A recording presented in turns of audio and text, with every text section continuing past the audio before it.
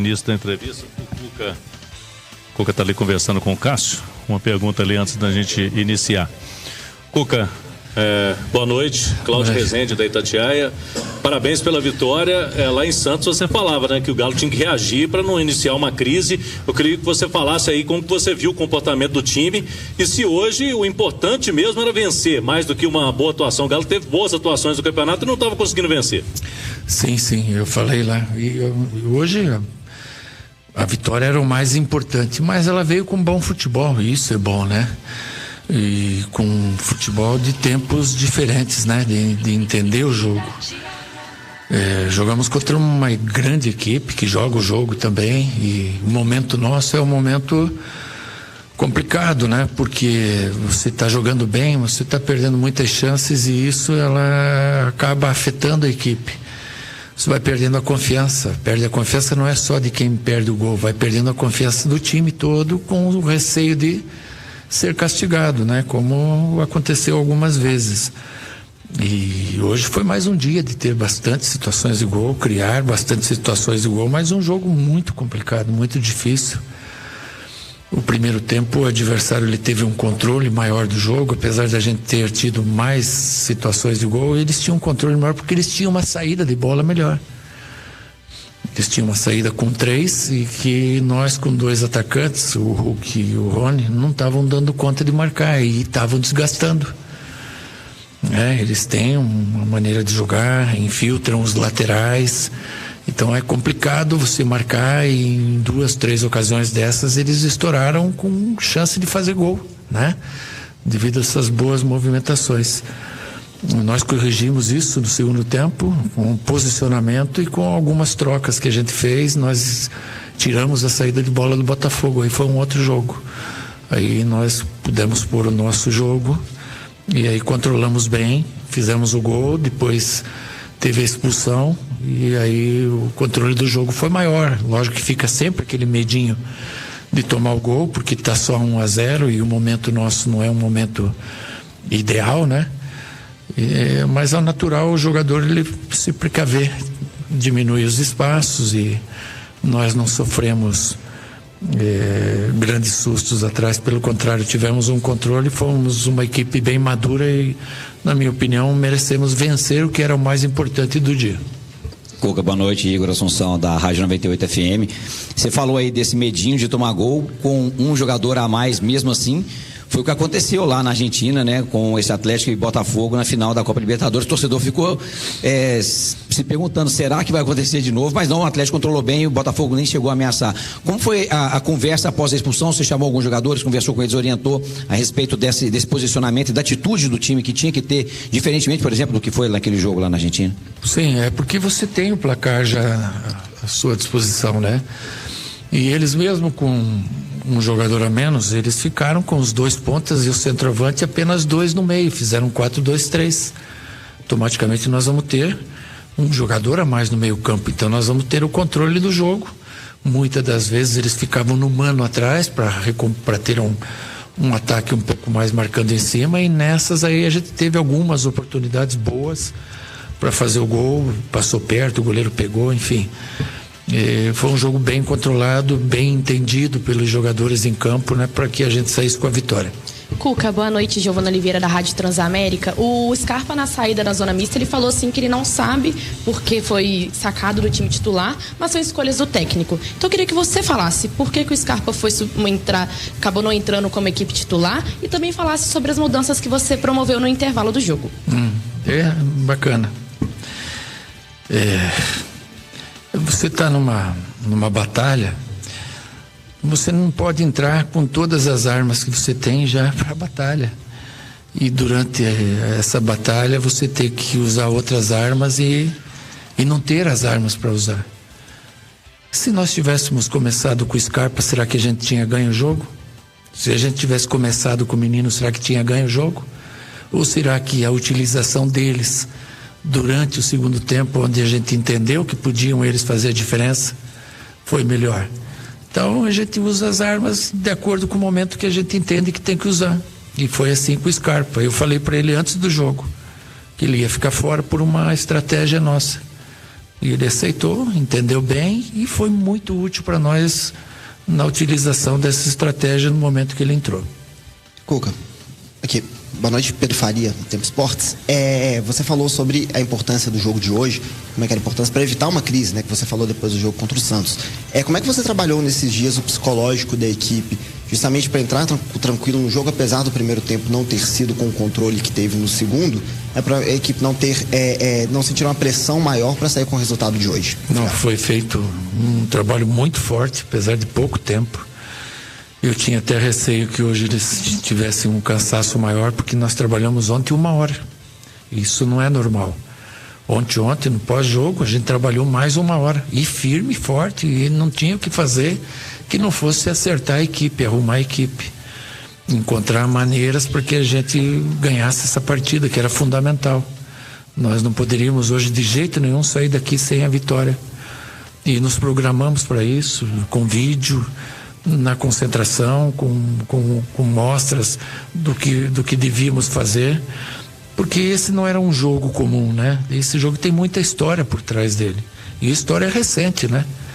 Então era um momento que eu acho que o torcedor merecia esse resultado pelo mau momento que a gente vive e pelo acontecido ao final do ano passado também. Cuca, João Vitor da JTV, aqui ó, aqui. Aí, Cuca, como que, assim, graças a Deus, com a primeira vitória do campeonato, vendo jogadores como Gabriel Menino entrarem tão bem, como que você projeta o restante da temporada?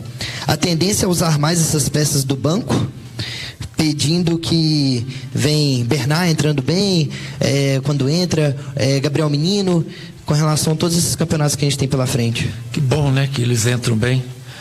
E daí eles dão pra gente condições de você fazer diferente no jogo, mudar o sistema, mudar o jogo, como a gente de vez em quando faz. Então, às vezes, o jogador ele tem que entender que ele é útil jogando 15, 20, 30 minutos e pode fazer a diferença. Não é só o 11 que entra jogando que ganha jogo, e banco, e entrar bem no jogo é maravilhoso. E o jogador hoje ele entende que você não tem mais um time titular, e nem dá para ter. Cara, uma intensidade igual foi o jogo de hoje, como é que você vai pôr daqui 3 dias o mesmo time e cobrar deles a mesma intensidade num calor igual estava hoje? Então é natural que você vá rodando as peças, como a gente pode rodar no próximo jogo, nos preparar para sábado também lá em Mirassol. O Mirassol não tem jogo, ele fica a semana inteira sem viagem, sem nada. Nós viajamos para Caracas, jogamos lá na Venezuela, voltamos para jogar com o Mirassol. Então, se você não tiver o jogador descansado para medir força com o adversário, você não passa bem. E isso eu acho que a gente está fazendo muito bem. Cuca, boa noite, Thiago, do canal Thiago de Araújo. Parabéns pela vitória. Eu queria falar sobre o Rubens. Como outros jogadores que você tem, polivalentes, o Rubens atua em várias posições. Ele no começo do ano pediu para poder atuar como meia, só que a gente vê necessidades diferentes ao longo da temporada, inclusive jogando como primeiro, segundo volante, hoje lateral. Como você enxerga o Rubens e o que você aconselharia para ele? Qual a posição que você enxerga que ele se encaixaria melhor no seu time? Obrigado. Sim, eu aconselharia ele a ser um coringa, porque o treinador, quando tem um cara que joga em 2, 3, 4 posições, o cara está sempre no bolo.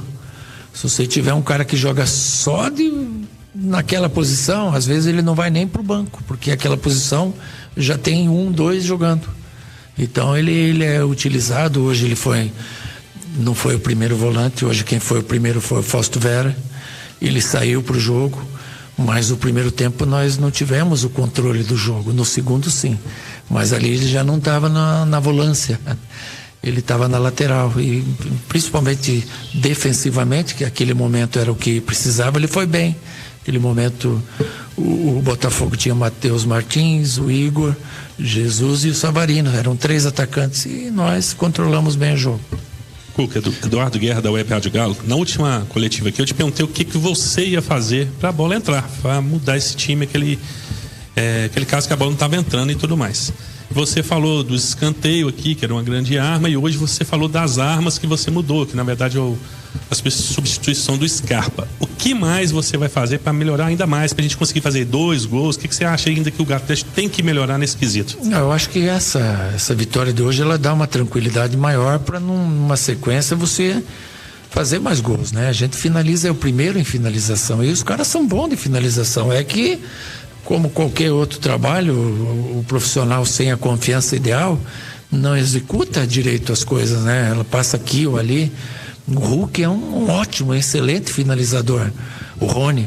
Então tem que ter paciência, né? Agora, esse gol, essa vitória que hoje veio, né? E num dia de Páscoa, com 25 mil, 30 torcedores aqui, que a gente oferece essa vitória diretamente a eles, e isso dá uma tranquilidade maior. Quem sabe quarta-feira lá em Caracas a gente esteja com o pé bom e possa fazer mais que um gol. Cuca, Fael Lima da TV Alterosa. Primeiro que em jogos assim a gente raramente fala do goleiro. O Everson, só queria destacar ele antes, que deu tranquilidade para o time vencer o jogo com grandes defesas ali no começo. Mas é sobre isso não. O calendário do futebol brasileiro exige que você faça quase um jogo de xadrez na temporada, né? E nas entrelinhas do que você disse aí, a Sul-Americana seria a janela para você trabalhar essas substituições, rodar o elenco, porque nós temos um atacante de 38 que faz 39 em julho. O Scarpa, no passado, saiu de um calendário de 30 jogos para um de mais de 60 e sente muito no fim do ano. E a Copa do Brasil é mata-mata. No brasileiro, a gente vem numa tabela de recuperação agora. Sim. Você deu nas entrelinhas aí que o jogo da Sul-Americana, provavelmente, onde você tem uma certa tranquilidade na tabela, será onde você vai rodar o time? Sim, é provável que isso ocorra, até pensando em ter os jogadores inteiros para a sequência dos jogos, né? O Scarpa, por exemplo, não vai nem viajar. Ele tem o parto da mulher marcado para segunda, ele vai ficar para acompanhar, foi um pedido dele, a gente tem que entender, e já estava combinado com ele isso.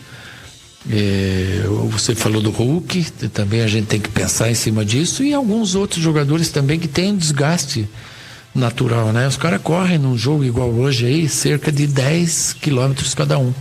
A equipe faz uma média de 100, 105, 110 quilômetros. Se você for ver a 25 por hora, que é um pico que eles fazem 400, 500 metros.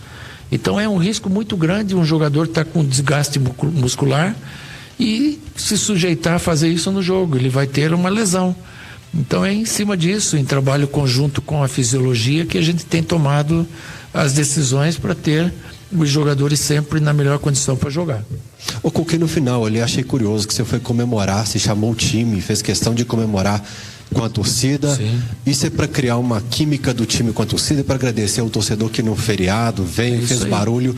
E vale destacar que o torcedor gritou o nome de todos os jogadores, gritou seu nome e cantou o jogo inteiro. Queria saber o que levou o Cuca a chamar o time para ir para a torcida. Cara, porque essa torcida aí é sensacional, porque eu já trabalhei em outros lugares que num momento desse a torcida não vai para apoiar, não. Os caras apoiaram o jogo inteiro. O termômetro da gente é quando você está no ônibus que você vem pro campo. Quando você está chegando no estádio que os caras vêm assim, ó. Puta, porque tá feia a coisa, que eles querem raça, né? E a torcida do Galo é assim, ela canta o nome, mas quando acaba, o que ela grita? Quero raça do time todo. E era o que ela queria hoje, e teve. Então, quando acabou, nada mais justo que a gente agradecer e fazer essa comunhão, essa junção com o torcedor aí que num domingo de Páscoa aí pagou o ingresso e veio nos apoiar. E muito obrigado.